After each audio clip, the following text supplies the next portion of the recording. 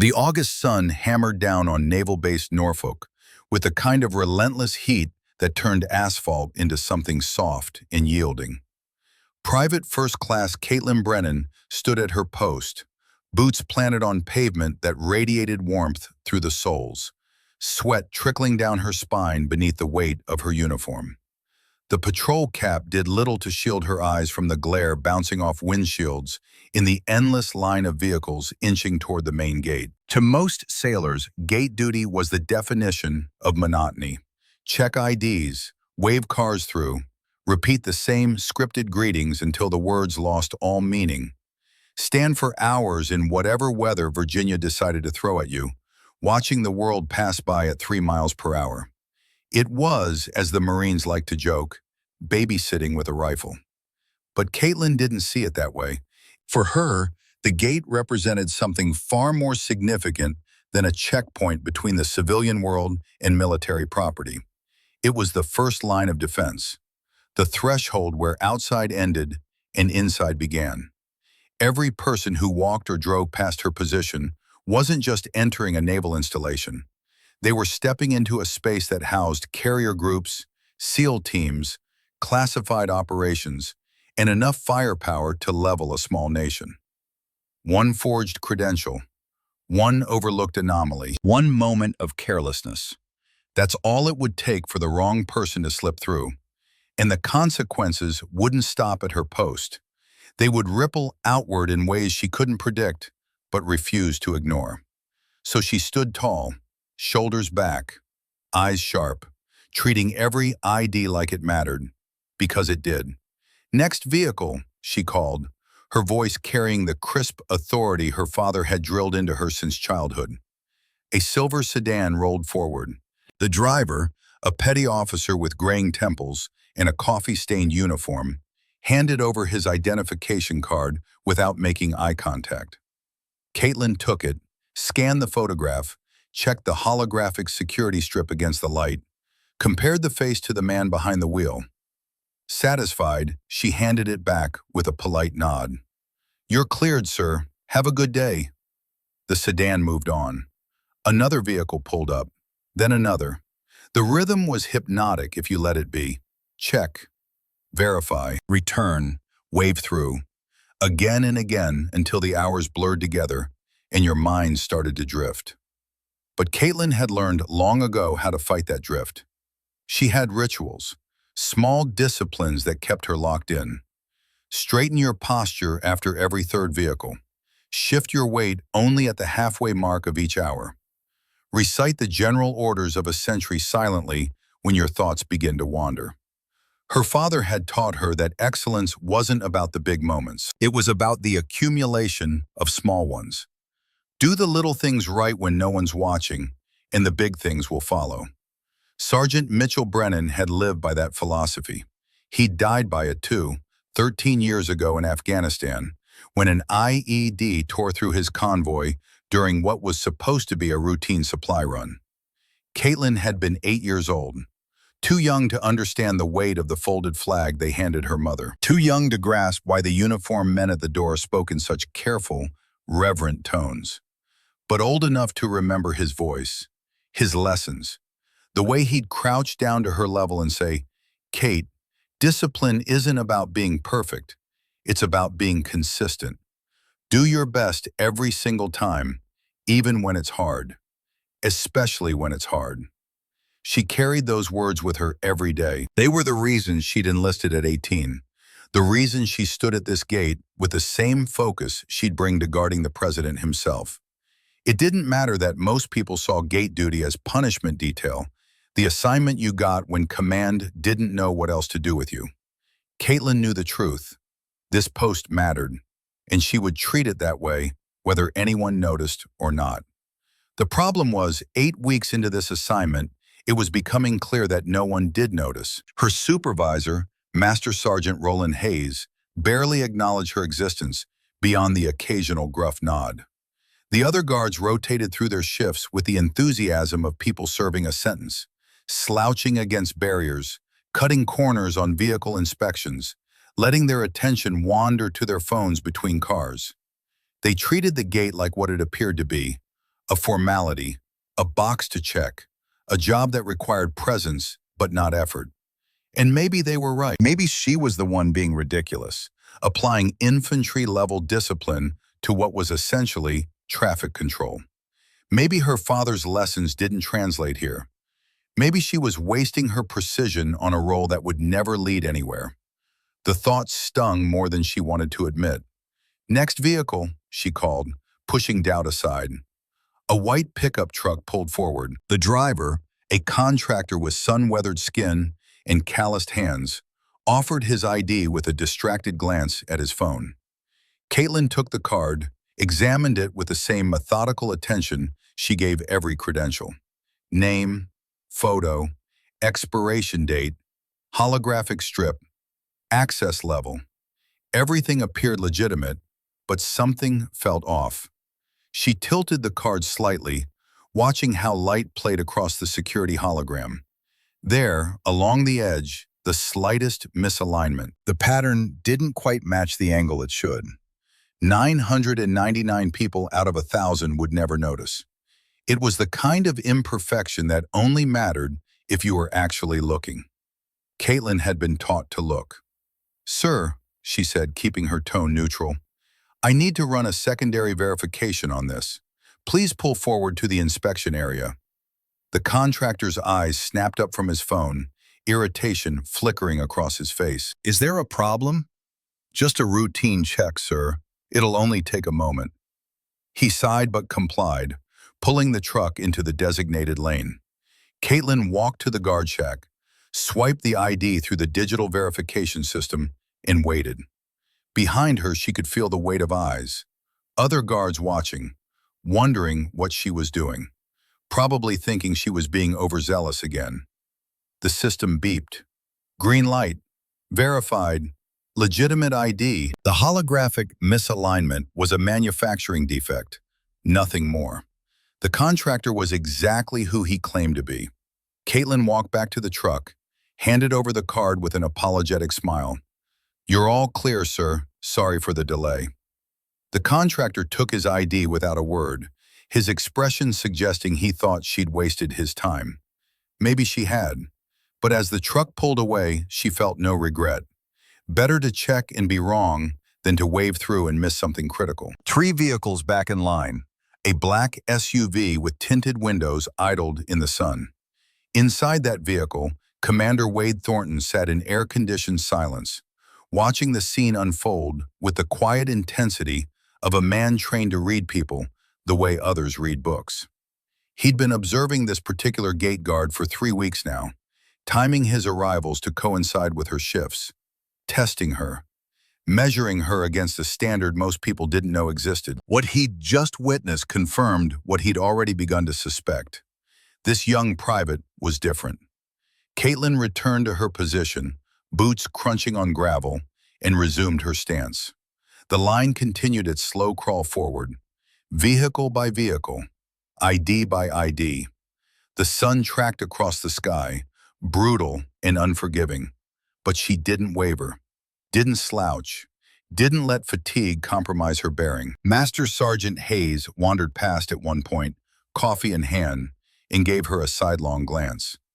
"You flagged that contractor for secondary," he said. It wasn't quite a question. "Yes, Sergeant." Holographic strip looked off. Hayes grunted. "Was it?" "No, Sergeant. Manufacturing defect." He took a sip of coffee, studying her with an expression somewhere between skepticism and grudging approval. "You know, most people would have just waved him through." "Yes, Sergeant." "But not you." "No, Sergeant." Hayes held her gaze for a long moment, then shook his head and walked away, without another word. Caitlin couldn't tell if he respected her diligence or thought she was trying too hard. Maybe both, maybe neither. It didn't matter. She wasn't doing this for his approval. She was doing it because it was right. The black SUV advanced in line, 2 vehicles away now, then 1. Caitlin didn't recognize the vehicle, but something about it commanded attention. The way it moved with precise confidence, the way other cars seemed to give it slightly more space, the air of authority that clung to it like morning mist. The SUV pulled up to her station. The window descended with a quiet hum, revealing a driver in Navy working uniform. But it was the passenger who drew her focus. The man in the right seat wore the same uniform, but the bearing was entirely different. His posture spoke of command. His eyes held the kind of calm intensity that came from seeing things most people only read about in classified briefings. Ribbons decorated his chest in neat rows, each one a silent testimony to actions taken in places that didn't exist on public maps. The driver handed over 2 IDs without speaking. Caitlin took them, her movements as smooth and professional as they'd been for every other vehicle that day. First card, the driver, a petty officer first class. She verified his credentials, returned the ID. Second card, the passenger. Her eyes found the name before anything else. Commander Wade Thornton. Her heart kicked once, hard, against her ribs. She knew that name. Every sailor on this base knew that name, even if they'd never seen the man who carried it. Thornton wasn't just a SEAL, he was a DevGru operator, one of the quiet professionals who moved through the darkest corners of the world, doing things the public would never hear about. The kind of man who had more confirmed direct action missions than most operators completed in entire careers. And he was sitting 3 feet away, watching her with eyes that missed nothing. Caitlin forced herself to breathe normally, forced her hands to remain steady as she examined his credentials with the same meticulous attention she'd given every ID that day. Photo, rank, clearance level, security features. She checked each element, not because she doubted who he was, but because protocol demanded it. Because her father had taught her that discipline meant doing things right, regardless of who was watching. When she was satisfied, she handed the card back through the window. "You're cleared, sir. Thank you." Thornton took the ID, but he didn't tell his driver to proceed. Instead, he held her gaze for a beat longer than necessary. Something passed between them in that moment. Recognition, perhaps, or assessment. His expression gave nothing away, but Caitlin felt the weight of his attention like a physical thing. Then he nodded once, a gesture so subtle she almost missed it. The SUV rolled forward. Caitlin exhaled slowly, feeling tension drain from muscles she hadn't realized were clenched. Around her, the gate continued its normal rhythm. Cars moved. IDs were checked. Marines at the adjacent posts continued their conversation about last night's baseball game. Everything was exactly as it had been 5 minutes ago. Except it wasn't. Something had shifted. She couldn't name it, couldn't point to any concrete change, but she felt it in her bones. That moment of eye contact, that nod, it meant something. She just didn't know what. The afternoon wore on. The sun began its slow descent toward the western horizon, painting the sky in shades of amber and rose. Shift change approached. Caitlin's replacement would arrive in 30 minutes, and then she could finally escape the heat, peel off her sweat-soaked uniform, and try to remember what it felt like to be cool. She processed another dozen vehicles, her movements automatic now, muscle memory carrying her through the routine. Check, verify, return, wave through. The gate guard's mantra. When her relief arrived, a lance corporal with bored eyes and a slouch that suggested he'd rather be anywhere else, Caitlin conducted the standard turnover. She logged her final entries, secured her equipment, and headed for the guardhouse to clock out. That's when she noticed the folded piece of paper tucked into her duty log. She pulled it out slowly, frowning. The paper was crisp, military-grade stationery, folded once with sharp creases. No one had been near her log except other guards during shift rotations. Someone must have slipped it in when she was away from the desk. Caitlin unfolded the note. The handwriting was clean and angular, written with the efficient precision of someone who didn't waste words. Your father would be proud. Report Building 9, 0700 tomorrow. Dress uniform, WT. She read it 3 times, her pulse quickening with each pass. Building 9 was the SEAL administrative compound, the nerve center where special operations personnel planned missions, coordinated deployments, and handled the kind of classified work that kept carrier groups operational and enemies sleeping uneasily. Caitlin had never been inside. Privates didn't go to Building 9 unless they were escorting equipment or delivering supplies. And they certainly didn't go in dress uniform unless something significant was happening. The initials at the bottom could only mean one person: Commander Thornton, the man who had sat in that SUV, watching her with those penetrating eyes. The operator whose name carried weight in corners of the military where legends were made and secrets stayed buried. He'd written this note, he'd mentioned her father, a man he couldn't possibly have known. Or could he? Caitlin's hands trembled slightly as she folded the paper and slipped it into her pocket. Around her, the guardhouse buzzed with the usual end-of-shift activity. Guards clocking out, complaining about the heat, making plans for the evening. No one paid her any attention. No one noticed the small earthquake that had just rearranged her understanding of the world. She walked to the barracks in a daze, the note burning like a coal against her hip. That night, sleep refused to come. Caitlin lay in her bunk, staring at the ceiling, while her roommate snored softly across the narrow room. The note sat on her footlocker, folded and unassuming, containing more questions than her mind could process. Your father would be proud. How did Commander Thornton know her father? Mitchell Brennan had been Army, not Navy. He'd served in Afghanistan, conducting convoy security and base defense, the unglamorous work that kept supply lines open and soldiers fed. There was no obvious connection to naval special warfare, no reason for a SEAL commander to know anything about an Army sergeant who died over a decade ago.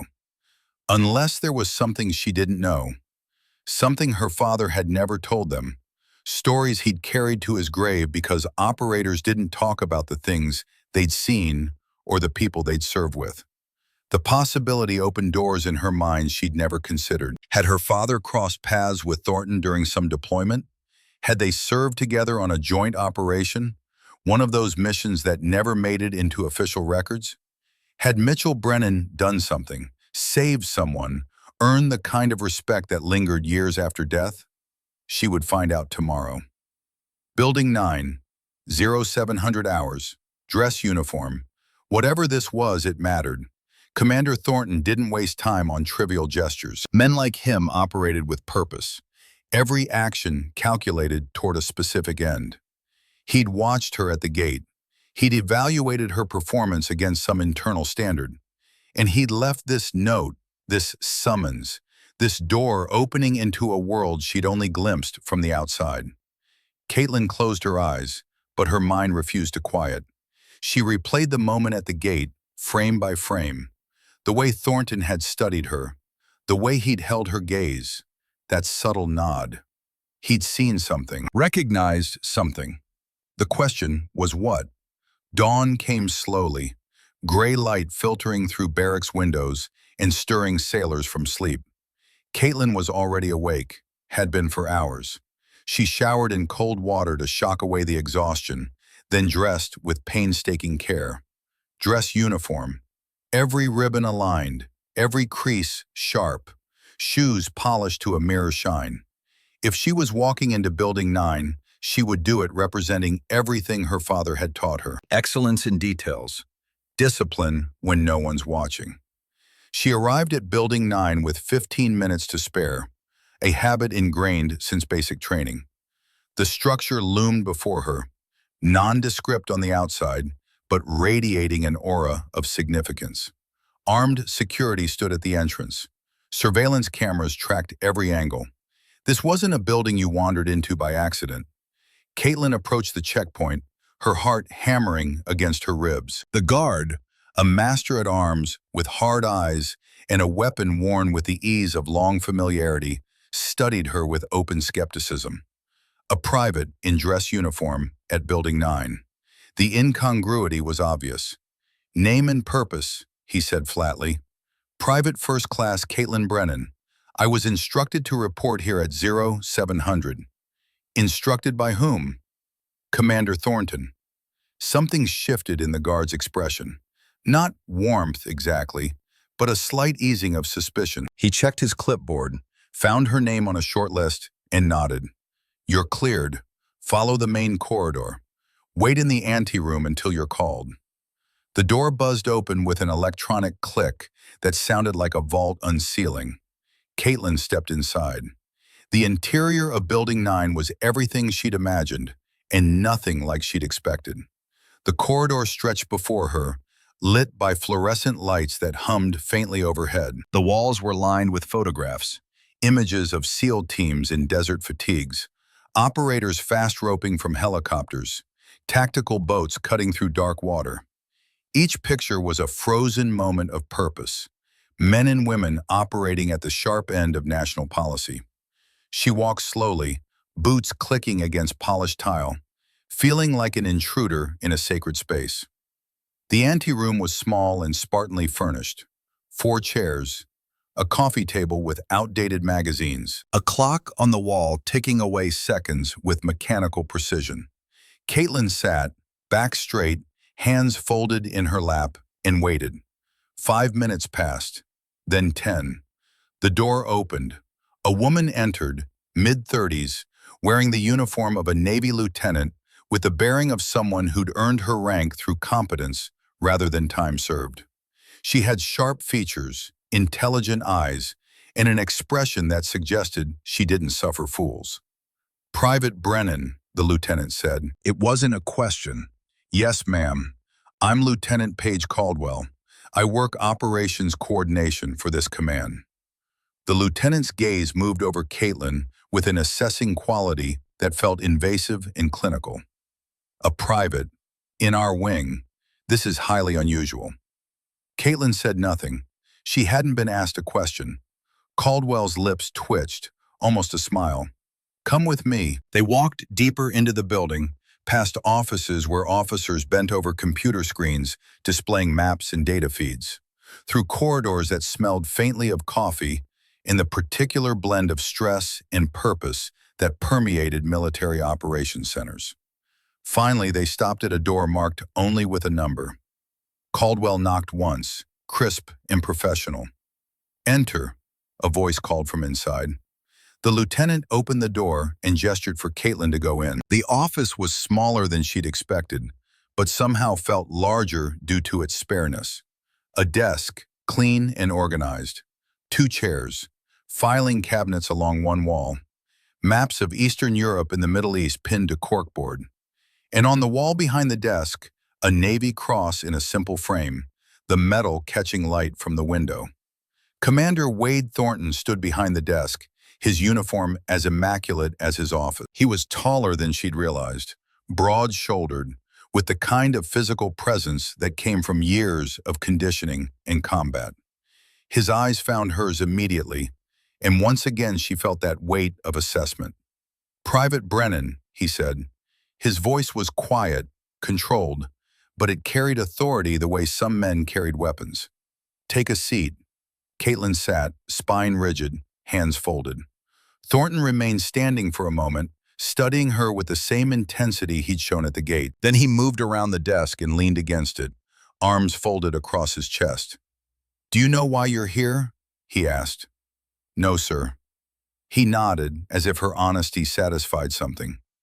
3 weeks ago, I started timing my arrival at the main gate to coincide with your shifts. I wanted to see how you worked, how you approached the job, whether you treated it like punishment detail or something that mattered. Caitlin's throat felt tight. She remained silent. "Yesterday," Thornton continued, "I watched you flag a contractor for secondary verification because the holographic strip on his ID looked slightly off. You were polite, professional, thorough. The ID turned out to be legitimate, but that didn't matter. You checked because checking was the right thing to do." He paused, letting the words settle. "Most guards would have waved that truck through without a second glance. You didn't. And that tells me something about who you are." Caitlin found her voice. "Sir, I was just following protocol." Thornton's expression didn't change, but something flickered in his eyes. Respect, perhaps, or recognition. "Protocol," he said quietly, "is what people hide behind when they don't want to think. You weren't following protocol yesterday, Private. You were exercising judgment, reading a situation, trusting your instincts even when it would have been easier to let it slide. He moved back behind his desk, pulled open a drawer, and removed a thin folder. He set it on the desk between them. I knew your father. The words hit Caitlin like a physical blow. She stared at Thornton, her mind reeling. Sir? Afghanistan, 2011, February. I was leading a reconnaissance element in Kunar province when we got pinned down by enemy fire. Complex ambush.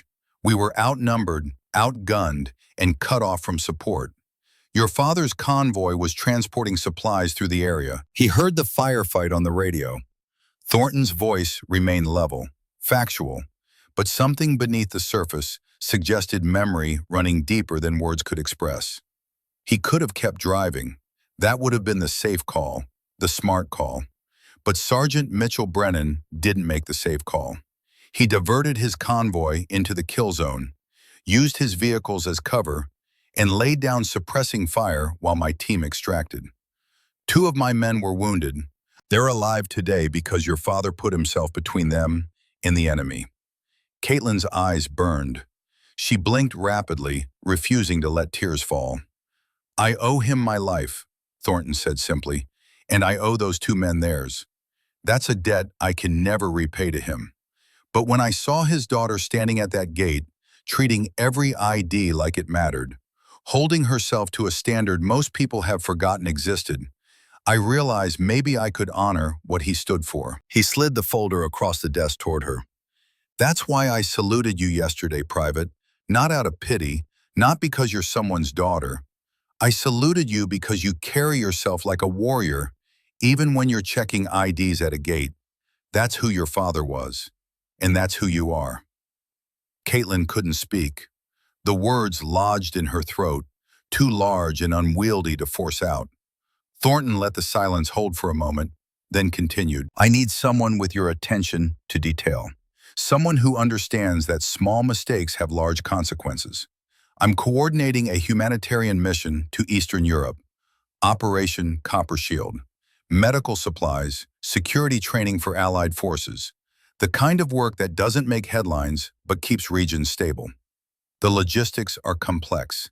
Manifests, schedules, equipment rosters, deployment timelines. Every piece has to fit perfectly or the entire operation falls apart. He gestured to the folder. That's where you come in. I'm assigning you as logistics coordinator for this operation. You'll work out of this building, cross-referencing paperwork, verifying shipments, making sure every detail aligns. It's going to be tedious, it's going to be exhausting, and it's going to be the most important work you've ever done. Because if you miss something, if one number is wrong or one signature is forged, 40 men could end up in the wrong valley with no support. Caitlin's pulse thundered in her ears. This couldn't be real. Privates didn't get pulled into SEAL operations. They didn't coordinate logistics for missions that mattered. Sir, she managed, I'm just a gate guard. Thornton's expression softened, but only slightly. No, he said firmly, you're a sailor who does her job, right when everyone else takes shortcuts.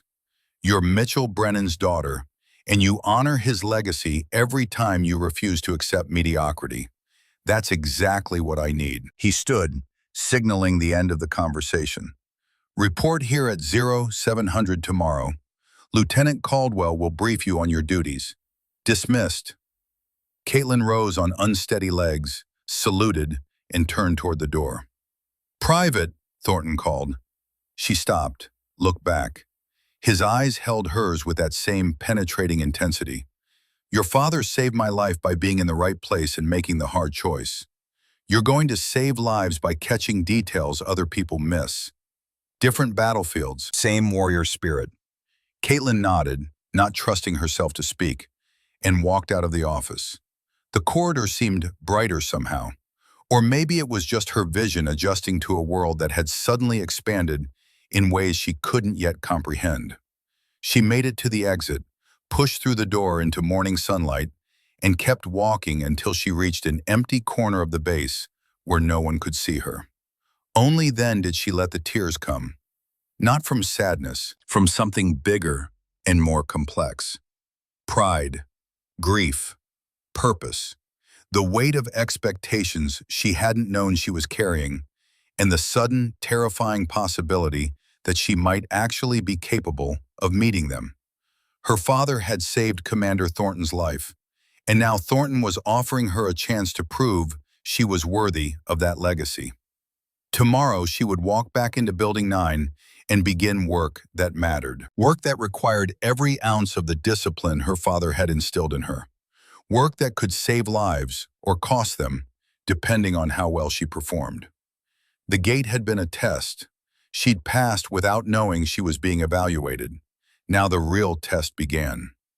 Caitlin wiped her eyes, straightened her uniform, and started walking back toward the barracks. The base moved around her with its usual rhythm, sailors and Marines going about their duties, unaware that one private's world had just been completely rearranged.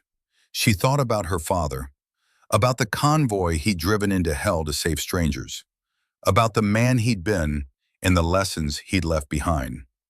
Discipline in small things creates respect in big things.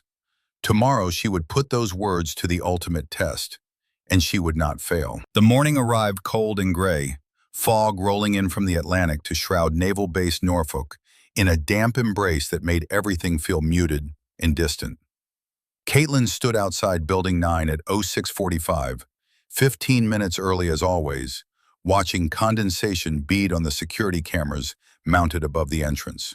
Her dress uniform from yesterday had been replaced by working fatigues, crisp and properly bloused, every pocket buttoned and every line sharp.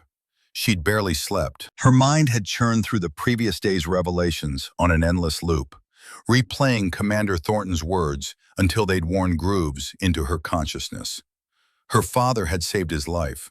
She was being given a chance to honor that legacy. The weight of it sat heavy on her shoulders, a pressure that felt both crushing and clarifying. The door buzzed open precisely at 6:50. The same master-at-arms from yesterday gave her a curt nod, recognition replacing yesterday's skepticism. She was expected now, part of the machinery, however temporarily. Inside, the building hummed with quiet activity. Officers moved through corridors with purposeful strides, carrying folders marked with classification stamps, speaking in low tones about timelines and asset deployment.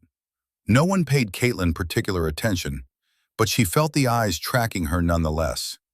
A private in the SEAL compound, an anomaly that demanded explanation, even if no one asked for it directly. Lieutenant Caldwell materialized from a side office, coffee cup in hand, looking like she'd already been working for hours.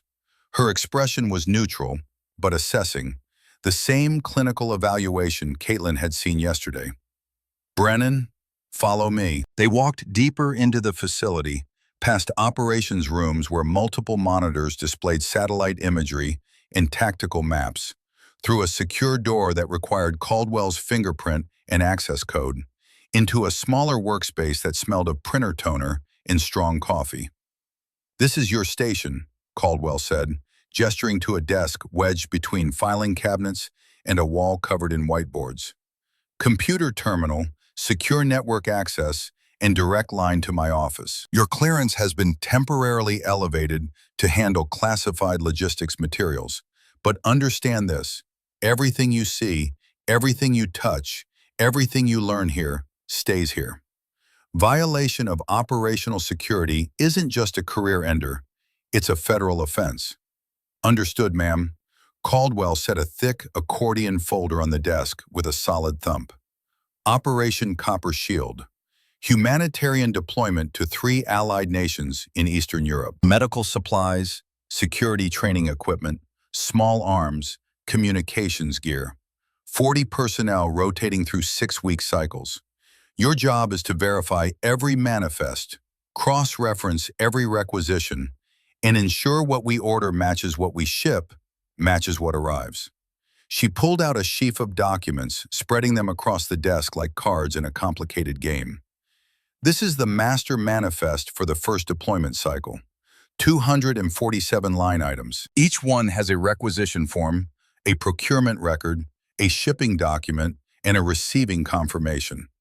Your task is to audit the entire chain, find discrepancies, flag anomalies, question anything that doesn't align perfectly. Caitlin studied the papers, her mind already beginning to organize the information into categories and sequences. How many deployment cycles are planned? 6. Every 6 weeks, we rotate personnel and resupply equipment, which means you'll be auditing roughly 1,500 line items over the next 9 months. The numbers should have been daunting. Instead, Caitlin felt something click into place, a sense of purpose settling over her like armor. This was the kind of work her father would have understood. Detail-oriented, precise, the unglamorous foundation that kept operations running smoothly. When do you need the first audit completed? 72 hours. The lieutenant's eyes narrowed slightly. Think you can handle it? Yes, ma'am. Caldwell studied her for a long moment, then nodded. Commander Thornton believes you can. I'm withholding judgment. Prove him right. She left without another word, heels clicking away down the corridor. Caitlin sat down, pulled the accordion folder closer, and began. The work was exactly as tedious as promised. Each line item represented a journey through bureaucratic layers. A request originated somewhere in the command structure. That request generated a requisition form, complete with item description, quantity, priority level, and justification.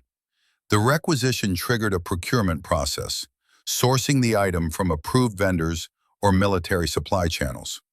Once procured, the item received a shipping document tracking its movement from origin to destination. Finally, a receiving confirmation verified delivery and condition. 4 documents per item, 247 items, 988 pieces of paper that had to tell a consistent story. Caitlin started with medical supplies, the first section in the manifest. Trauma kits, antibiotics, surgical instruments, field dressings. She pulled the requisition form for item 1, 25 advanced trauma kits. Requested by Lieutenant Commander Phillips, SEAL Team Medical Officer. Quantity, 25.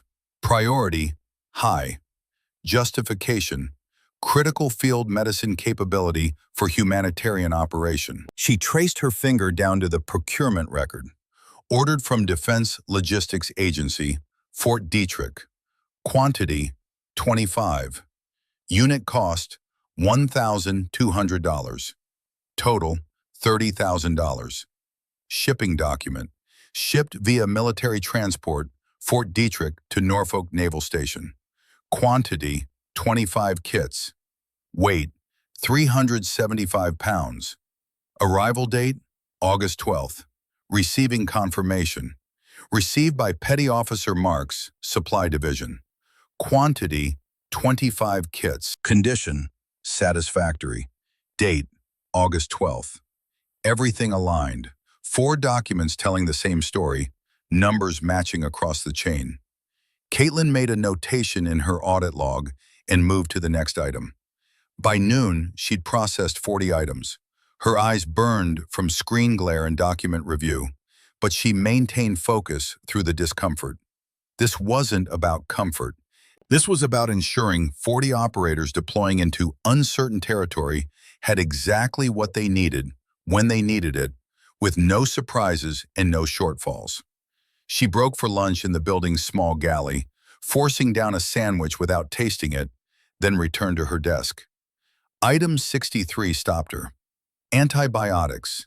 Broad spectrum, field deployable.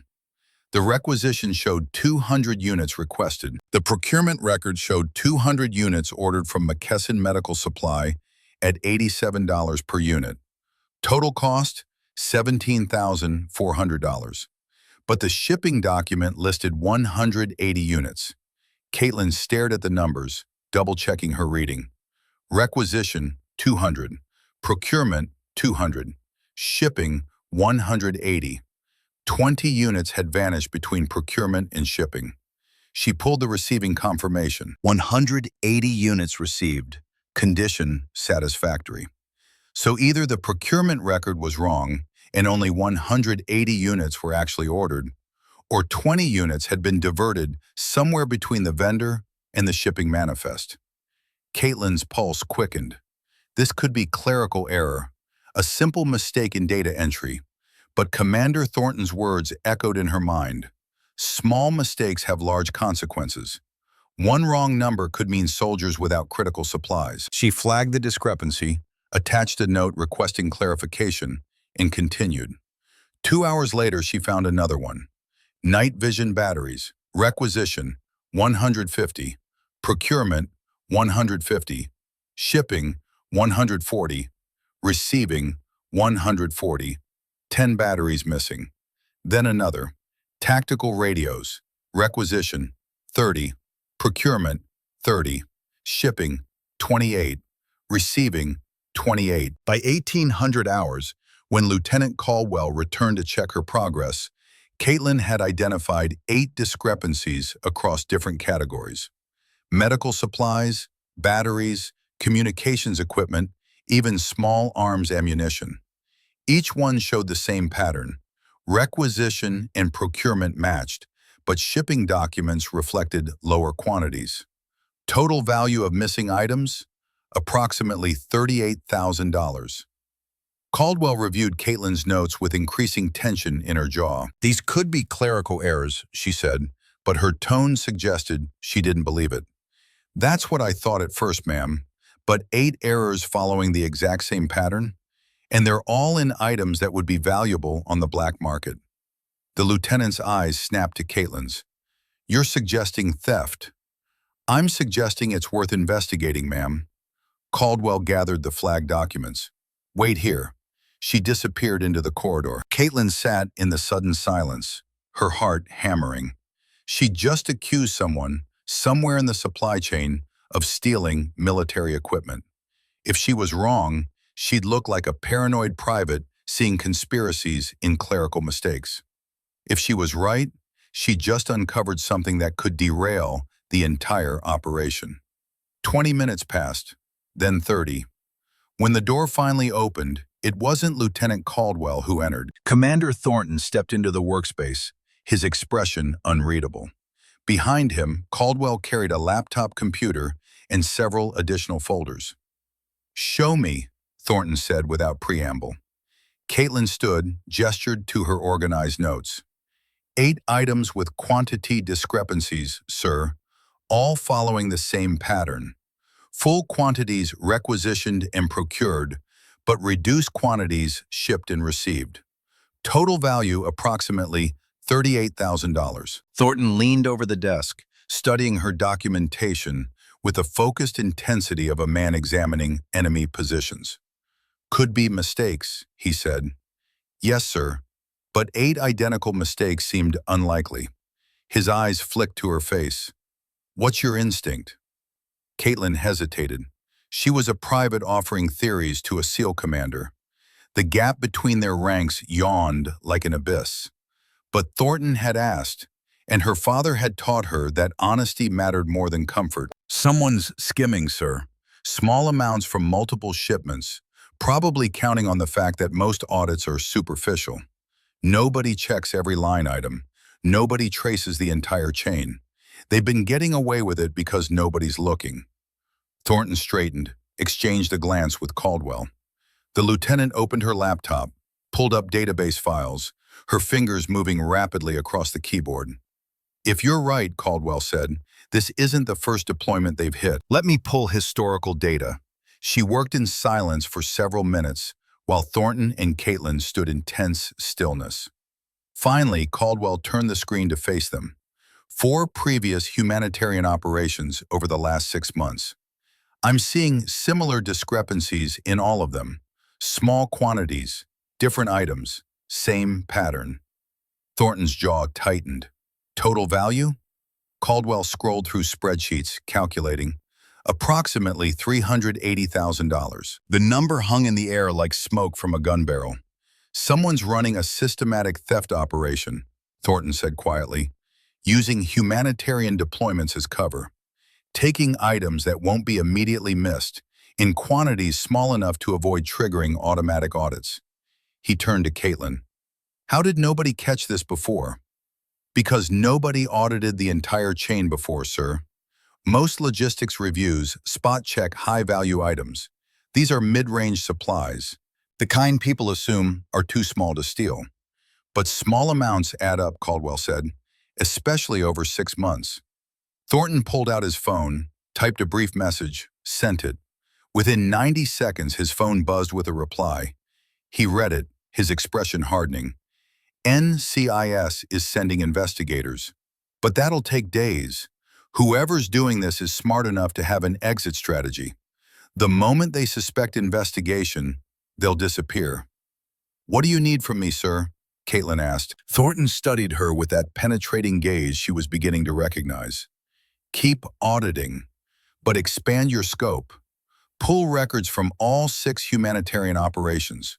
I want every discrepancy identified, every pattern mapped. If there's a signature to this theft operation, find it. How long do I have? He checked his watch. Operation Copper Shield deploys in 72 hours. If we can't guarantee supply integrity, we scrub the mission. 200 people, depending on those medical supplies, will go without. And 40 of my operators will miss a deployment window that took 6 months to coordinate. The stakes crystallized with brutal clarity. This wasn't about catching a thief.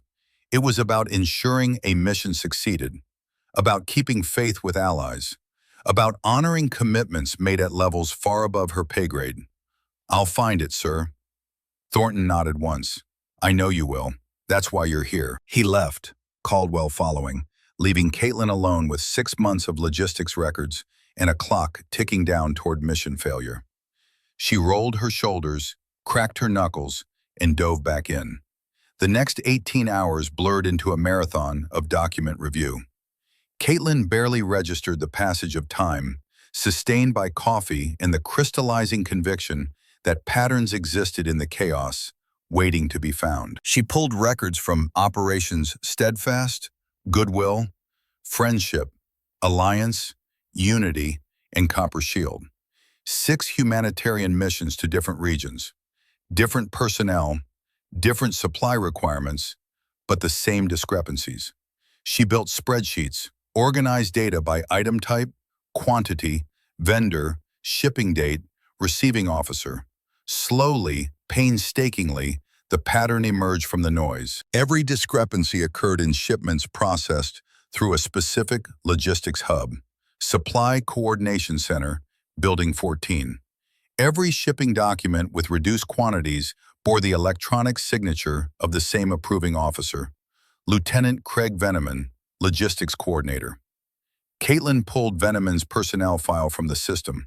35 years old, Naval Academy graduate, 8 years of service, solid performance reviews, no disciplinary actions. Currently assigned to supply chain management for Special Operations Logistics. On paper, he was exactly the kind of officer you'd trust with high-value shipments. She dug deeper, cross-referencing his duty assignments with the timing of discrepancies. Operations Steadfast and Goodwill showed discrepancies while Veneman was assigned to Norfolk. Operation Friendship showed discrepancies during his temporary duty assignment to Dam Neck. Everything aligned, until she checked Operation Alliance. The discrepancies for Alliance occurred in March, but Veneman's personnel file showed he'd been deployed to Qatar during March, attached to CENTCOM Logistics for a 3-week rotation. Caitlin stared at the screen, her exhaustion-fogged mind struggling to process the contradiction. Veneman couldn't have approved shipping documents from Qatar. He wouldn't have had access to Norfolk supply systems while deployed overseas. Yet his electronic signature appeared on documents dated during his deployment, which meant either the timestamps were wrong or someone else had access to his credentials. She pulled the security logs for Building 14's computer systems, searching for login activity under Veneman's username during his Qatar deployment. 3 logins, all occurring during his confirmed absence. all from a terminal in the Supply Coordination Office. Someone was using Veneman's access codes to approve fraudulent shipping documents, which meant Veneman was either complicit, having shared his credentials, or he was being framed by someone with physical access to supply systems. Caitlin checked who else had access to that specific terminal. 7 people, 5 supply clerks, 1 civilian contractor, and Master Sergeant Roland Hayes, her supervisor, the man who'd watched her at the gate with barely concealed skepticism. The gate supervisor who'd overseen security for every vehicle entering the base. The realization hit like cold water. Hayes had access to supply systems outside his official duties. Hayes knew shipment schedules. Hayes controlled who came and went through the main gate, which meant he could facilitate unauthorized removals of equipment. And Hayes had been at Norfolk for 3 years, spanning all 6 humanitarian operations. Caitlin's hands trembled as she pulled Hayes's access logs. The data painted a damning picture. He'd logged into supply systems 63 times over 6 months, always during evening hours when fewer personnel were present. He'd queried shipment manifests, equipment inventories, and deployment schedules, all outside the scope of gate security duties. She had him. The pattern, the access, the opportunity. Everything pointed to Hayes as the architect of a systematic theft operation that had siphoned nearly $400,000 from humanitarian missions. But she needed proof. Electronic footprints weren't enough. She needed to catch him in the act. Caitlin checked the current operation timeline.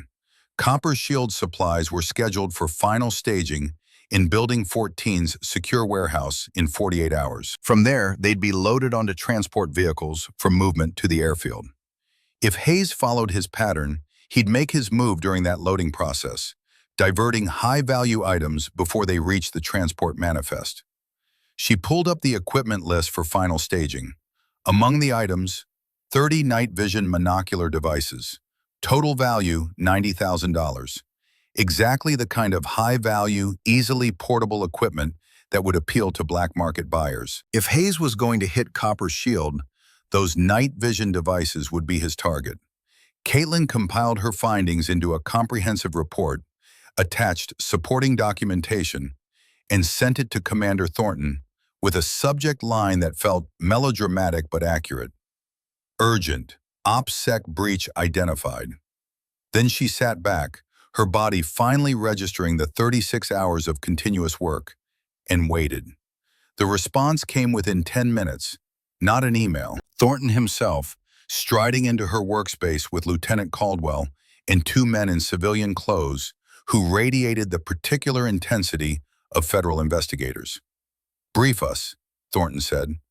Caitlin walked them through her analysis, showing the pattern of discrepancies, the forged electronic signatures, the unauthorized system access, the correlation with Hayes's duty assignments. She outlined his access to supply systems, his control over gate security, his ability to facilitate equipment removal. The civilian investigators asked pointed questions about methodology, data sources, chain of custody for digital evidence. Caitlin answered each one, her exhaustion sharpening into clarity under their scrutiny. When she finished, one of the investigators, a man with gray temples and the patient demeanor of someone who'd built careers on evidence, nodded slowly. "This is solid work, circumstantial but compelling. We'll need to catch him in the act to make charges stick." "We can give you that opportunity," Thornton said. He turned to Caitlin. "The night vision devices. You think that's his target?" "Yes, sir. High value, easy to move, scheduled for staging in 48 hours. It fits his pattern." Then we set a trap. Thornton's voice carried the calm certainty of a man who'd planned countless operations. "We let the staging proceed as scheduled, but we track those devices. And when Hayes makes his move, we document everything." The investigators exchanged glances. "Risky. If he gets spooked, we lose him." "He won't get spooked," Caldwell interjected, "because everything will look normal. Same procedures, same timing. We just ensure Private Brennan's monitoring catches the diversion in real time." And I'll have a tactical team positioned to respond, Thornton added. Hayes doesn't leave that warehouse without either legitimate paperwork or handcuffs. One of the investigators smiled thinly. I like it.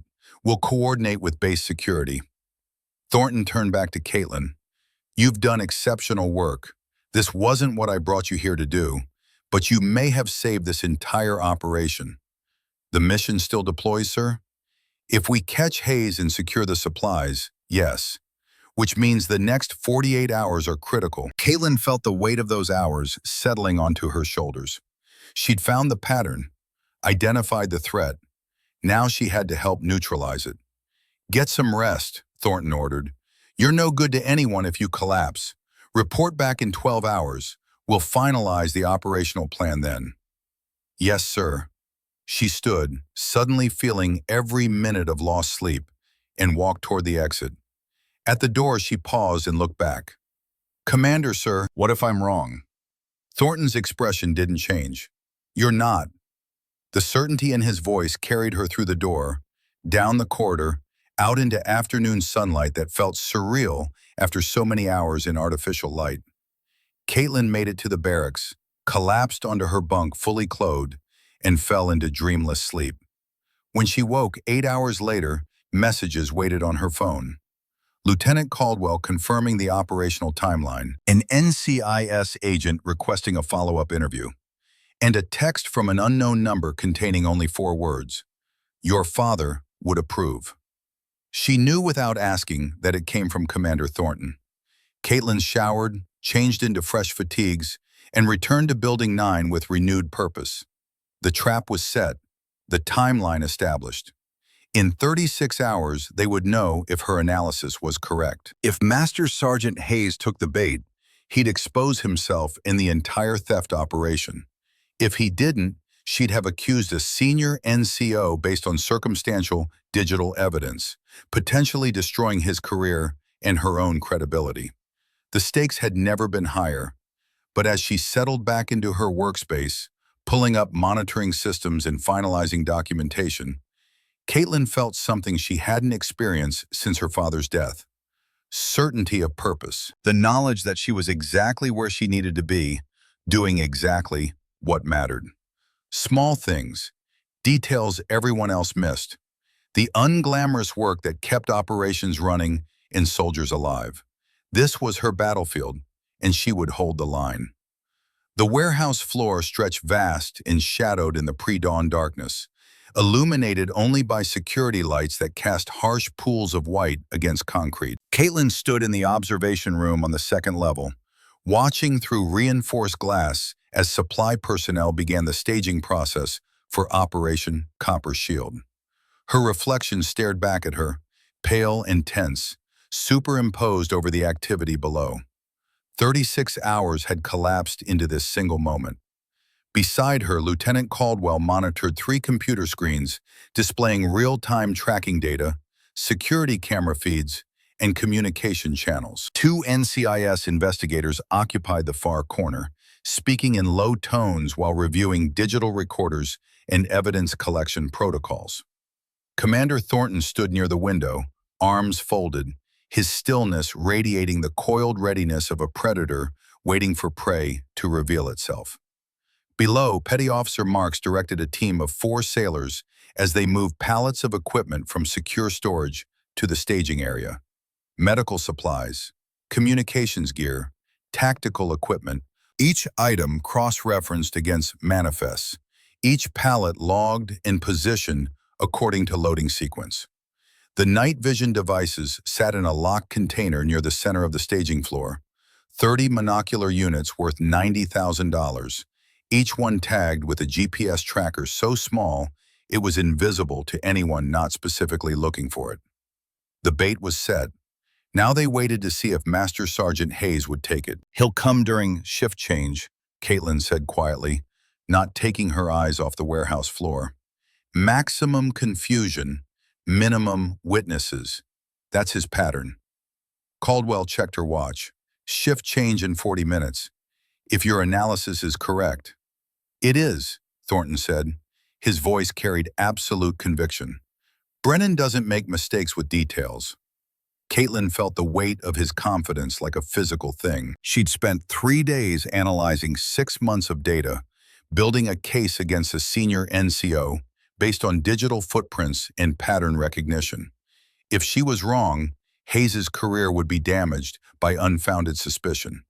If she was right, they were about to expose a theft operation that had compromised multiple humanitarian missions.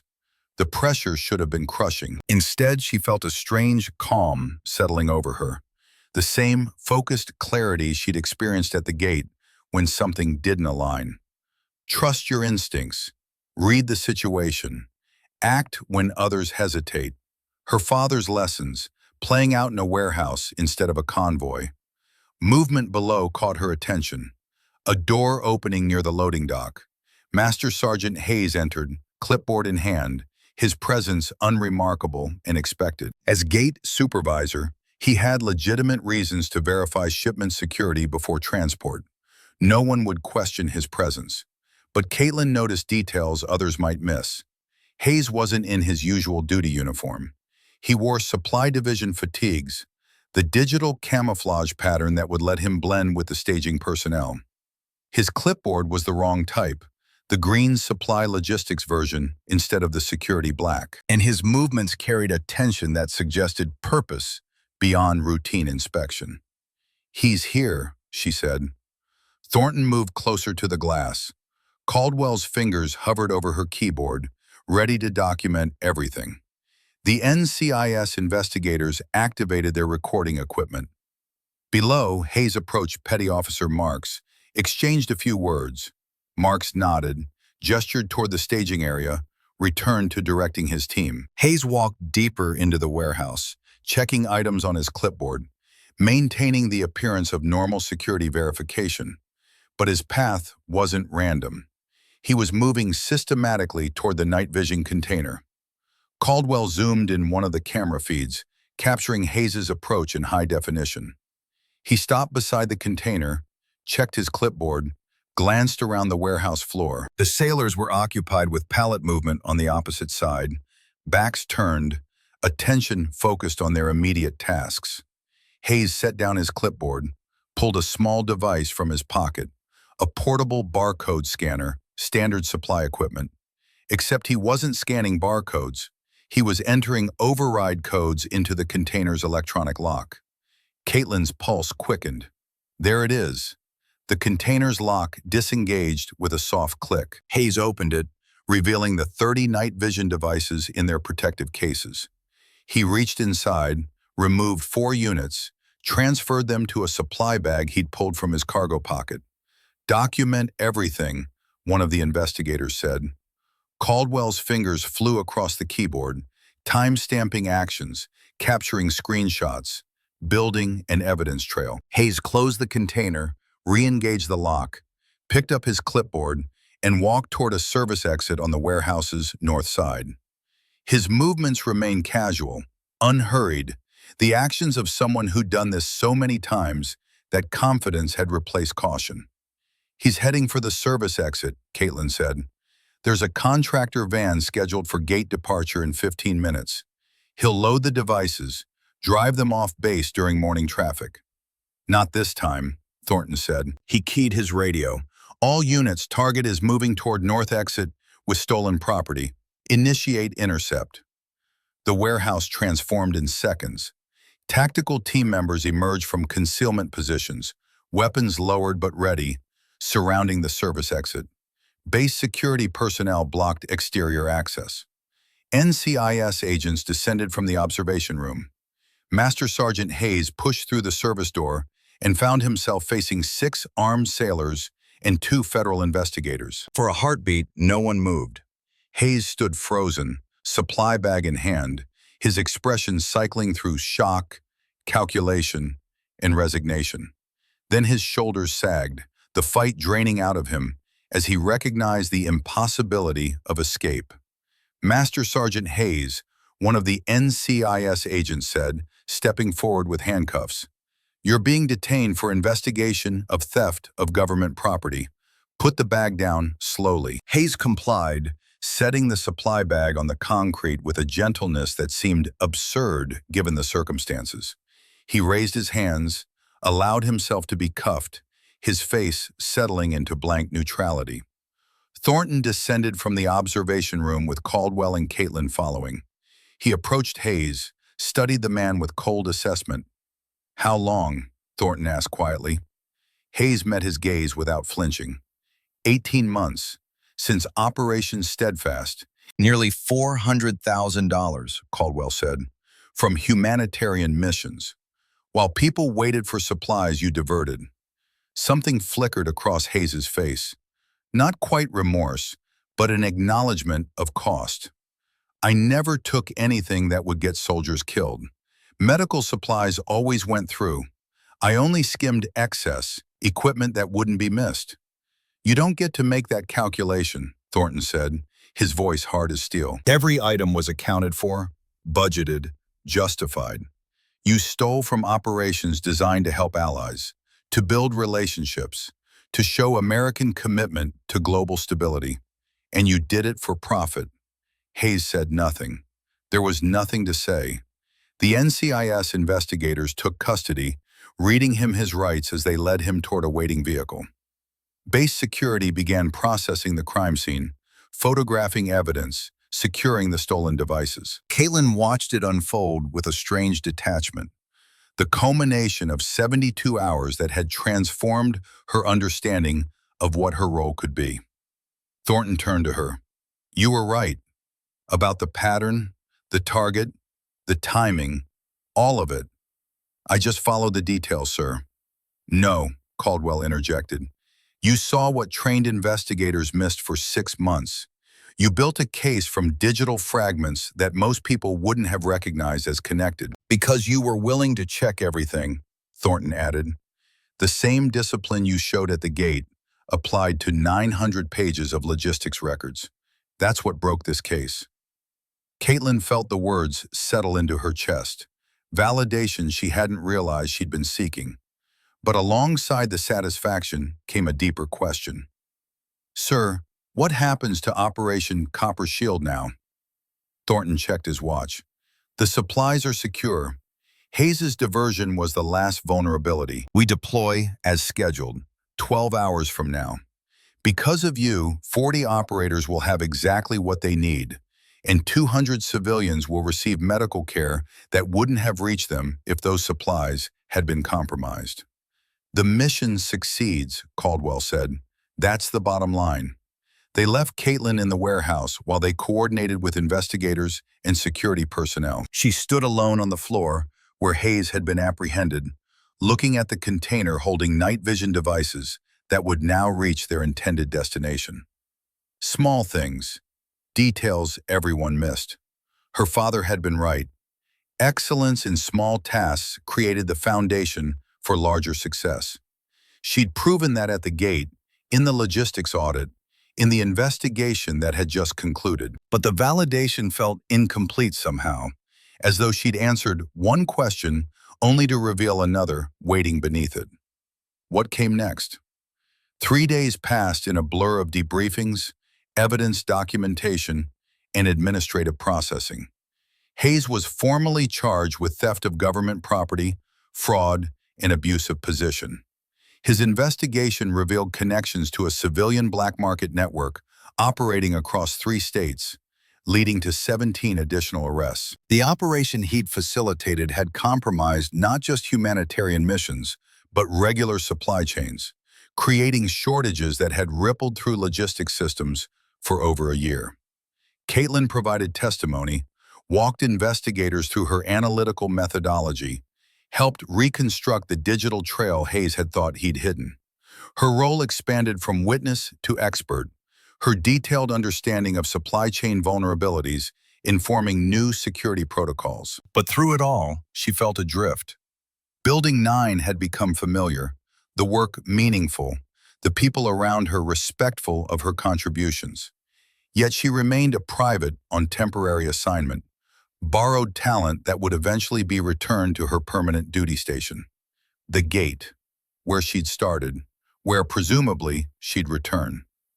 On the fourth day after Hayes's arrest, Lieutenant Caldwell summoned her to Commander Thornton's office. Caitlin walked the now familiar corridors with trepidation, unsure whether this meeting marked recognition or dismissal. Thornton sat behind his desk, Caldwell standing to his right. Between them, a folder lay closed on the polished surface. "Sit," Thornton said. Caitlin obeyed, hands folded in her lap, spine straight. "Operation Copper Shield deployed successfully," Thornton began. "All personnel and equipment reached their destinations. The medical supplies you helped secure are currently being distributed to 3 communities dealing with infectious disease outbreaks. Early estimates suggest those supplies will save approximately 200 lives." He paused, letting the number settle. "That's 200 people who will live because you caught discrepancies in paperwork. Because you refused to accept that 8 identical errors were coincidence. Because you applied the same discipline to logistics review that you showed checking IDs at a gate." Caitlin's throat tightened. She managed a quiet, "Thank you, sir." "Don't thank me. You did the work." Thornton leaned forward. "Question is, what do we do with you now?" The uncertainty she'd been carrying crystallized into focus. "Sir, you're a private with 8 weeks of service. Technically, you should return to gate duty until your next assignment rotation. But Lieutenant Caldwell and I have been discussing alternatives." Caldwell picked up the narrative. "Your analytical skills are exceptional. Your attention to detail is beyond what we typically see in personnel with years of experience. You've proven yourself capable of handling classified logistics coordination at a level most specialists take months of training to achieve. We'd like to offer you a position," Thornton said. "Intelligence Division, Logistics Analysis. You'd work directly with my team, auditing supply chains, identifying vulnerabilities, ensuring operational security. It would mean a transfer from your current command, advanced training, and responsibilities well above your pay grade." Caitlin's pulse hammered. This was opportunity beyond anything she'd imagined. A path that led away from the gate into work that mattered, surrounded by people who valued the same discipline her father had instilled. But something held her back. A question she needed to ask before accepting. "Sir, may I speak freely?" "Always." She took a breath, organizing thoughts that had been forming since the warehouse. "I'm honored by the offer, truly. This work has been the most meaningful of my career. But I keep thinking about the gate." Caldwell frowned slightly. "The gate?" "Yes, ma'am." Caitlin looked between them. "I found the pattern in Hayes's theft operation because I understood supply chain vulnerabilities from studying manifest. But Hayes only had the opportunity because gate security was lax. If guards actually checked every vehicle with real attention, if they treated every departure like it mattered, he wouldn't have been able to move stolen equipment off base." She leaned forward, intensity building in her voice. "The gate isn't just traffic control. It's the first line of defense and the last line of containment. Everything that threatens this base has to come through that gate. Every theft, every security breach, every vulnerability starts or ends there. But we treat it like punishment detail. We assign our least motivated personnel and wonder why security suffers." "Where are you going with this?" Thornton asked, though his tone suggested he already knew. "I want to accept your offer, sir, but I also want to request something. Let me split my time. Intelligence work and gate training. I want to develop a program that teaches guards to see what I saw, to understand that their post matters, to apply real discipline instead of going through motions." Caldwell exchanged a glance with Thornton. "That's an unusual request." "I know, ma'am, but if Private Brennan at the gate had been paying attention like I was, she might have noticed Hayes loading equipment into contractor vehicles. She might have asked questions. The theft could have been stopped months earlier." Thornton was silent for a long moment, his expression unreadable. Then, slowly, a slight smile touched his face. "Your father saved my life by being in the right place and making the hard choice. You're proposing to save future operations by teaching people to care about details." He nodded. "Different tactics, same warrior spirit." So that's a yes, sir? That's a yes. You'll work intelligence analysis 3 days a week, develop and implement gate training protocols 2 days a week. We'll formalize it as a pilot program. If it works, we expand it across the base. Relief and excitement flooded through Caitlin in equal measure. Thank you, sir. Don't thank me yet, Caldwell said with a wry smile. You just volunteered for 2 full-time jobs. Worth it, ma'am. Thornton stood, extending his hand. Welcome aboard, Corporal Brennan. Caitlin froze. Sir? He gestured to the folder on his desk. Promotion orders. Effective immediately. Your performance over the past week has earned you advancement ahead of the normal timeline. You've demonstrated leadership, analytical excellence, and initiative beyond your rank. The Navy recognizes that. Caitlin stood, shook his hand, feeling the weight of responsibility settling onto her shoulders alongside the unfamiliar rank. She'd entered Building 9 as a private with 8 weeks of service. She was leaving as a corporal with a mission that could reshape how the base approached security. One more thing, Thornton said as she turned to leave. The salute at the gate. Do you understand now why I did it? Caitlin considered the question, thinking back to that moment that had started everything. Because you saw discipline when others saw routine? Partly, but also because I wanted others to see it too. Thornton's eyes held hers. Recognition isn't just about rewarding the individual. It's about showing everyone else what standard they should meet. I saluted you so that every sailor who heard about it would ask themselves if they were performing at that level. Did it work, sir? We're about to find out. He gestured toward the door. Go teach them what discipline looks like. 3 weeks later, Caitlin stood at the main gate during evening shift change, clipboard in hand, watching her first group of trainees process vehicles under her supervision. 6 sailors, ranging from fresh privates to experienced petty officers, each one applying the techniques she'd spent the past weeks developing. Check the ID 3 times, memorize the face, look for anomalies in holographic security features, question anything that feels wrong, even if you can't articulate why. Treat every vehicle like it matters, because it does. The training program had faced resistance at first. Senior personnel who'd been running the gate for years resented a newly promoted corporal telling them their methods were inadequate. Some saw her emphasis on detail as obsessive, unnecessary for routine traffic control. But Commander Thornton had backed her completely. The NCIS investigation had revealed that Hayes had moved stolen equipment through the gate 47 times over 18 months, and not a single guard had questioned why a gate supervisor was personally loading contractor vehicles. The failure was systemic, a culture of complacency that Caitlin was determined to transform. She'd started small, voluntary training sessions for interested personnel, demonstrations of what to look for, why it mattered, how attention to detail could prevent security breaches. Slowly, reluctantly, sailors began to participate, some out of curiosity, others because their commanders had quietly suggested attendance. A few because they'd heard the story about the private who caught a theft ring and wanted to learn from her. Now, 3 weeks in, the change was visible. Guards stood straighter, checked IDs more thoroughly, asked questions instead of waving vehicles through on autopilot. The gate had transformed from a sleepy checkpoint into an actual security position. Corporal Brennan, one of her trainees, called. She was a 19-year-old private named Sarah Vickers, fresh from basic training, assigned to the gate as her first duty station. This contractor ID has a weird reflection on the holographic strip. Is that normal? Caitlin walked over, examined the card Vickers held. The strip showed a faint doubling effect, barely visible unless you knew to look for it. 999 people out of 1,000 would miss it. Good eye, Caitlin said. Flag it for secondary verification, but it might just be a manufacturing defect. Might be. Or it might be a sophisticated forgery. Either way, we check.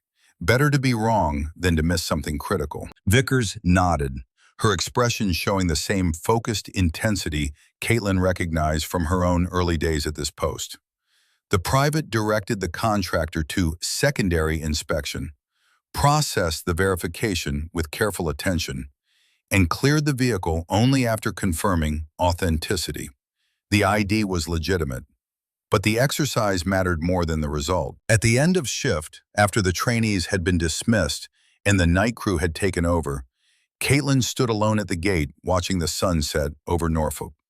The base moved around her with its usual rhythm, sailors heading to barracks, vehicles departing after long duty days, the eternal cycle of military life. A black SUV approached, its presence immediately familiar. Commander Thornton's driver pulled up to Caitlin's position. The window descended, revealing Thornton in the passenger seat, his expression carrying the hint of satisfaction. "How's the program going?" he asked. "Better than expected, sir. We've already caught 2 forged credentials and 1 unauthorized equipment removal attempt, all flagged by personnel who completed the training." Thornton nodded. "Other commands are taking notice.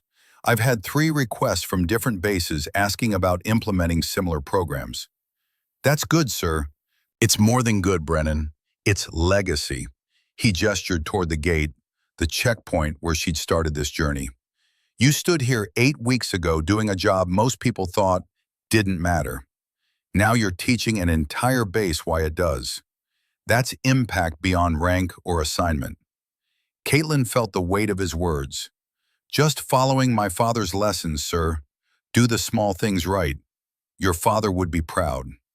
Thornton's voice carried quiet conviction, not just of what you've accomplished, but of who you've become. He saved lives by being brave in a moment. You're saving them by being disciplined across a lifetime. The SUV began to roll forward, then stopped. Thornton looked back at her through the window. "One more thing. There's a young private in your training group, Sarah Vickers. She reminds me of someone." Caitlin smiled. "She reminds me of someone too, sir." Thornton's expression softened into something approaching warmth. "Then you know what to do. Teach her what I taught you, what your father taught you. That discipline in small things creates respect in big things." "Yes, sir." The SUV pulled away, disappearing into evening traffic. Caitlin stood at her post, the place where everything had changed, and felt the pieces of her life clicking into alignment. She'd enlisted to honor her father's memory, to carry forward his legacy of service. For weeks, she'd felt adrift, uncertain how a gate guard could make that kind of impact. Now she understood. Legacy wasn't about grand gestures or heroic moments. It was about consistency, discipline, the accumulation of small choices made correctly over time. It was about doing your job with excellence whether anyone noticed, then teaching others to do the same. It was about standing watch at a gate and treating it like the first line of defense it actually was. Her father had died protecting a convoy. She was protecting a base. Different battlefields, same commitment to duty. 6 months later, Caitlin stood in the base auditorium, wearing her dress uniform with corporal chevrons gleaming on her sleeves, watching as Commander Thornton addressed an assembly of over 300 personnel. The ceremony was formal, structured, the kind of event the Navy used to mark significant achievements. For exceptional performance in the detection and prevention of a systematic theft operation, and for demonstrated leadership in developing security protocols that have since been adopted across naval installations, Corporal Caitlin Brennan is awarded the Commanding Officer's Commendation Medal. Applause filled the auditorium as Caitlin walked to the stage. She stood at attention while Thornton pinned the medal to her uniform, the weight of it symbolic and real. But it wasn't the medal that mattered most. After the citation was read, Thornton stepped back and rendered a full salute. Not the casual gesture of routine military courtesy, but the same deliberate acknowledgement he'd given her at the gate 6 months earlier. This time, Caitlin understood exactly what it meant. Then, to her shock, Lieutenant Caldwell saluted. Then the base commanding officer. Then the command master chief. One by one, the senior leadership on stage rendered honors to a corporal who'd proven that rank was less important than excellence. The gesture rippled through the auditorium. Junior personnel watched, absorbing the lesson. Do your job with discipline, and respect follows. Not because of rank or time served, but because of consistent excellence in tasks others overlook. The ceremony concluded. Personnel filed out, returning to duties and assignments. Caitlin remained on stage with Thornton and Caldwell, the three of them alone in the vast space. Your training program has been approved for permanent implementation, Caldwell said. We're assigning you 2 additional instructors and expanding to cover all entry points, not just the main gate. More than that, Thornton added, NavSpec Warcom wants to adapt your methods for special operations security. You'll be consulting on procedures that affect SEAL team deployments across multiple theaters. Caitlin processed the information, understanding the implications. Her small program, born from frustration with complacent gate security, was becoming doctrine that would influence how the Navy approached perimeter defense. I don't know what to say, sir. Say you'll keep doing what you're doing, teaching discipline, showing sailors that every post matters, every detail counts, every moment is an opportunity to honor the uniform. Yes, sir. Thornton studied her with that penetrating gaze. You came here 8 weeks ago as a private who'd been written off by her command. You leave today as a corporal whose work is changing how the Navy trains security personnel. What's next for you? Caitlin considered the question. 6 months ago, she would have struggled to answer. Now the path seemed clear. I want to keep teaching, sir. Intelligence work 3 days a week, training 2 days a week. That balance works. I can contribute to operations while building a culture that makes those operations more secure. And the gate? Caldwell asked. You could request transfer now, move beyond entry-level duty. Caitlin shook her head. The gate matters, ma'am. It's where I learn these lessons, where I can teach them most effectively. I'm not ready to leave it behind. Thornton and Caldwell exchanged glances, some unspoken communication passing between them. There's one more piece of news, Thornton said. Your mother called. She'd heard about the commendation, wanted to congratulate you. Caitlin's breath caught. Her mother had remarried years ago, moved on from her father's death in ways Caitlin never quite managed. They'd grown distant, their relationship cordial but hollow. The fact that her mother had reached out felt significant. What did she say? That she understands now why you enlisted, why you chose this path. Thornton's expression softened. She said your father would be proud. And so is she. Emotion tightened Caitlin's throat. She nodded, not trusting her voice. We'll let you go, Caldwell said gently. Enjoy the recognition. You've earned it. They left her alone on the stage, the auditorium empty now, silence settling like dust. Caitlin stood in the space where she'd been honored, feeling the weight of the medal on her chest and the larger weight of responsibility on her shoulders. She thought about her father, about the convoy he'd driven into hell to save strangers, about the lessons he'd taught her as a child, principles she'd carried into adulthood without fully understanding their power, about the legacy he'd left her, not in grand stories but in simple disciplines applied consistently. She thought about Commander Thornton, about the salute that had changed everything, the faith he'd placed in her, the opportunities he'd created, about the debt he felt he owed her father, paid forward through teaching his daughter what warriors looked like. She thought about Sarah Vickers and the other sailors in her training program, about young personnel learning that excellence mattered, that discipline created opportunity, that small things done right built the foundation for larger success. And she thought about the gate, the checkpoint where outside became inside, the threshold she defended with the same intensity others reserved for combat zones, the post that had revealed her purpose. Legacy, she realized, wasn't about achieving greatness. It was about maintaining standards when others lowered them. It was about seeing what others missed and caring enough to act. It was about teaching the next generation that their choices mattered, their posts had purpose, Their discipline would be tested in ways they couldn't predict. Her father had saved Commander Thornton's life in a valley in Afghanistan. She was saving the Navy's security culture, one disciplined sailor at a time. Different battles, different tactics, same commitment to doing small things right. Caitlin left the auditorium and walked across the base toward the main gate. Evening was falling, shift change approaching.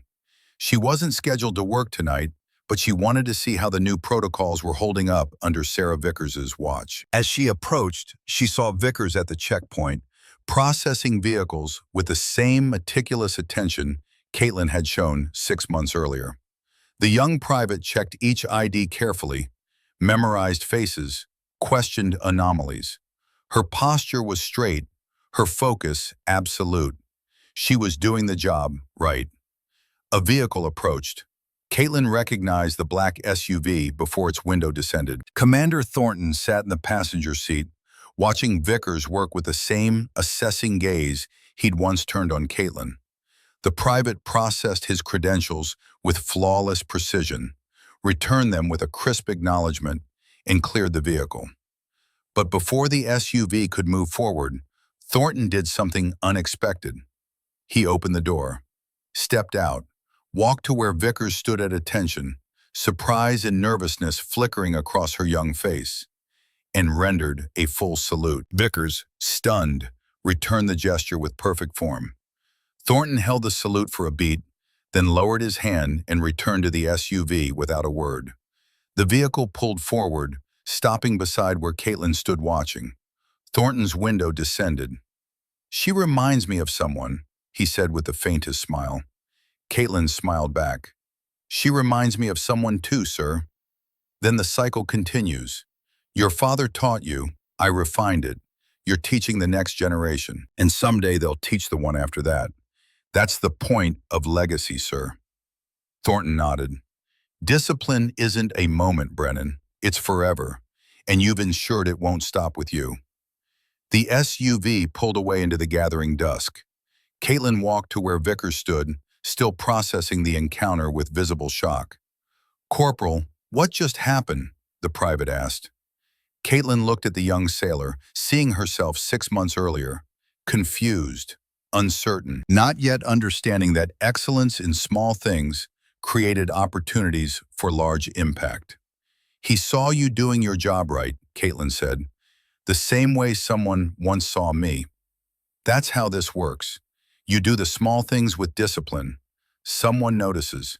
They give you a chance to do bigger things, and then you teach others to do the same." Vickers absorbed this, her expression shifting from confusion to dawning understanding. So the gate actually matters. The gate matters more than most people know. It's where discipline gets tested, where we prove that rank doesn't determine excellence, attitude does. Caitlin placed a hand on the young woman's shoulder. "Your father would be proud of how you handled that." "How did you know?" "Know what?" "That my father is military, Army, deployed right now." Caitlin smiled gently. "Because I recognize the look, the determination to honor someone who taught you what service means, the need to prove you're worthy of that legacy." Vickers's eyes glistened. "He's why I enlisted." "Then make him proud the same way I'm making mine proud. Do the job right. Every shift, every ID, every moment. Not because someone's watching, but because it matters." "Yes, Corporal." Caitlin stepped back, letting the young private return to her duties. She walked toward the barracks as darkness settled over the base, stars emerging in the cloudless sky. Behind her, Sarah Vickers stood at the gate with renewed purpose, checking IDs with the same discipline Caitlin Brennan had shown, which Commander Thornton had recognized, which Sergeant Mitchell Brennan had instilled in his daughter years before his death. The cycle continued, the legacy built, small things done right, accumulating into larger impact. Caitlin reached her quarters and paused at the door, looking back toward the gate she could no longer see but would never forget. Her father had taught her that discipline in small things created respect in big things. Commander Thornton had proven it by saluting her at a checkpoint. She was teaching it to sailors who would carry it forward. And somewhere, in some future moment she couldn't predict, those sailors would teach it to others. The cycle perpetuating across generations. The standard maintained not through regulations, but through example. That was legacy. Not a single heroic act, but a consistent commitment to excellence that echoed forward through time. Caitlin entered her quarters, the commendation medal still pinned to her chest, and felt at peace. She was her father's daughter, Commander Thornton's student, Sarah Vickers's teacher, and she was exactly where she needed to be, doing exactly what mattered. The gate would be there tomorrow, and she would stand watch over it, maintaining the standard, teaching the next generation, honoring the legacy built by warriors who understood that discipline wasn't about glory. It was about doing small things right when no one was watching. Because someone was always watching, and what they saw became who they were. The cycle continued. The legacy lived. In Private First Class Caitlin Brennan, now Corporal Caitlin Brennan, would ensure it never ended.